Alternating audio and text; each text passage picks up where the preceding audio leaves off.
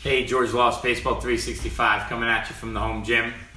A couple weeks ago, I sent out a post about what my team kind of did this year and things that I thought were of value to help kids to get into college. So we had a great response to it, and I got a lot of people DMing me, asking me questions, and I just figured instead of answering everybody individually, it'd probably be easier for me to kind of put some stuff together on a videotape and think maybe we'd get a little bit more out of it. So to catch everybody up, one of the things that we talked about is kind of the value over, instead of going to like a showcase where it would have 150 people at it and you're just another player, picking the individual schools that you have interest in and reaching out to them, going to their prospect camps, showing them that you have interest in their school. Letting the coaches know ahead of time, like who you are, where you're from, some background, some statistics, and setting it up so that way when you get there on their campus and you're getting ready to go to their prospect camp, they kind of know who you are already. They know you have a true interest in their school, and they're going to give you a little bit extra look because they know they've got a chance to really grab onto a baseball player here. And that's one of the things that I think it sets it way apart going to the individual prospect camps. On top of the fact that usually most schools' prospect camps run between $100 to $150, as opposed to going to a showcase that could be up to $360.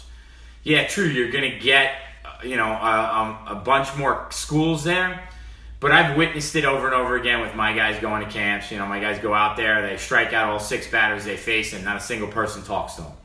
Part of that is because, they could very easily be on the field with a bunch of Division I coaches. That athlete could be throwing 78 to 80 miles an hour, and those Division I schools are looking for, somebody throwing 85 to 87, or 88.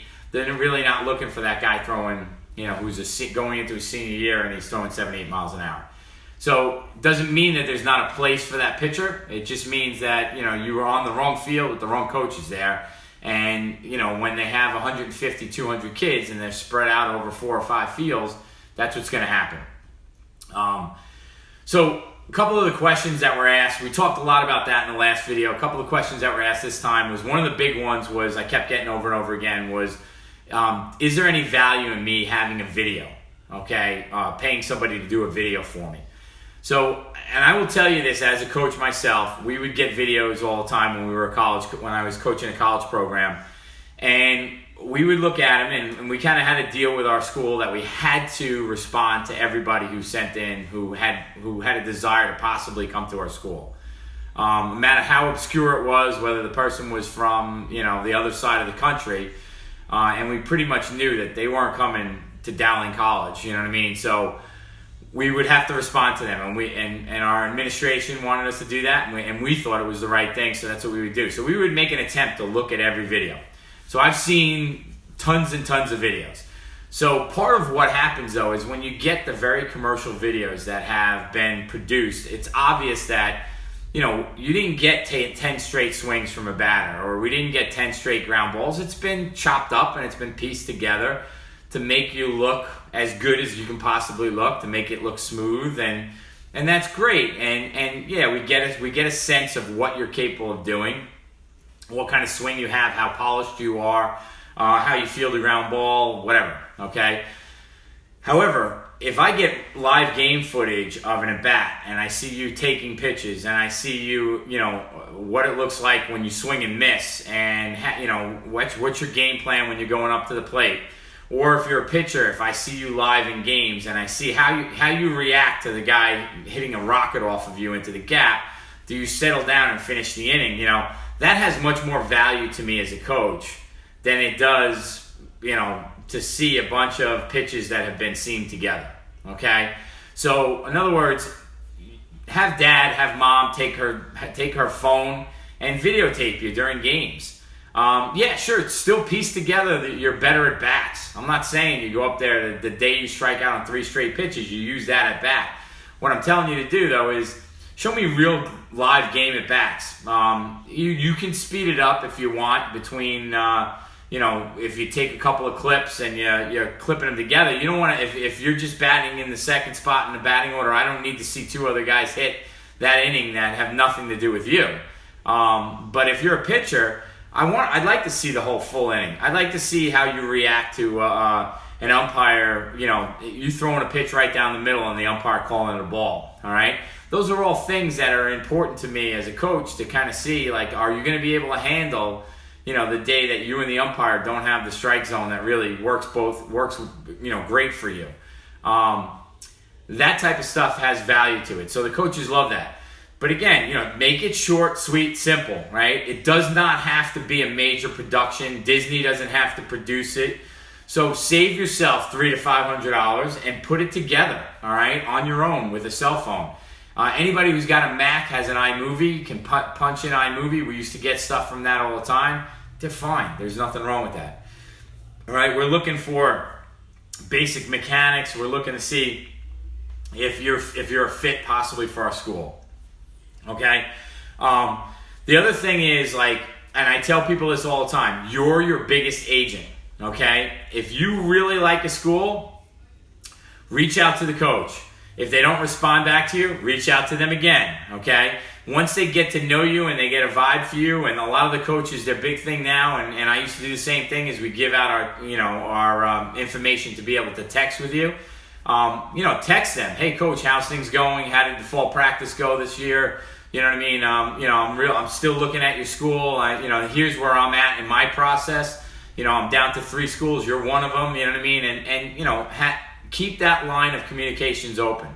What you're looking for is for them to commit, a roster spot to you, for them to commit scholarship money to you, whatever that is that you're specifically looking for as an individual.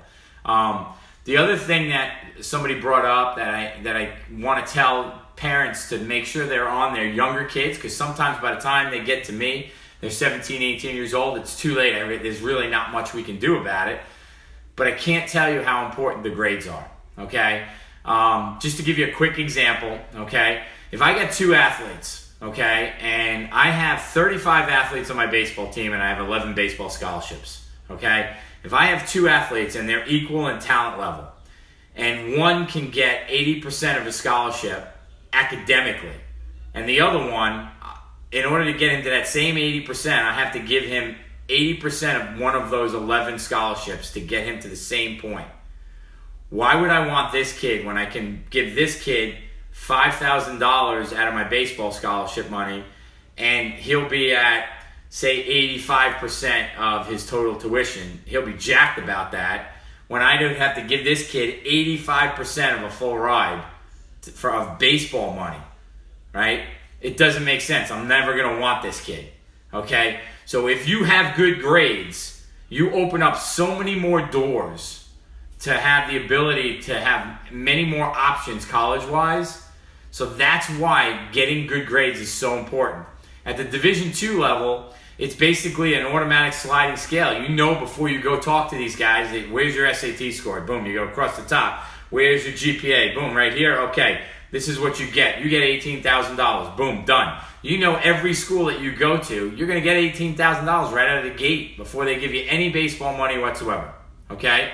So that's the kind of stuff that if you get good grades, it really does give you so many more options. And it kind of shines a light on you for those college coaches, because it also tells them that you're not going to get to school and struggle with academics, and they're going to have a problem and worry about whether they're going to have their starting pitcher on Thursday because they don't know whether you're going to pass your math class. Okay? So that's one of the things that, I always hear about all the time. Oh, I go to hitting lessons 3 times a week. I work out 3 times a week. Do you have a tutor? All right? Are you getting better at math? Because it looks like your math grades are awful. Okay? So that's something that's super important. And make sure we're on top of that, because that's going to give you so many more options going forward. Okay? All right. So there's a couple more questions. I'm going to leave it for another time. We're going to put that together on the next one. All right. So most important thing is, if you like the information, please share it. Also, I'd love for you guys to leave more comments. Really kind of everybody DMs me. Leave comments on the actual, on the videos and on the Facebook pages or Instagram or wherever you get this from. Because I want other people to be able to interact also, okay? So thank you again. Please share. Please like.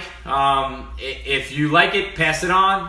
And again, enjoy the game. Baseball, Georgia Lost Baseball 365. Enjoy the game. Talk to you soon. May God bless.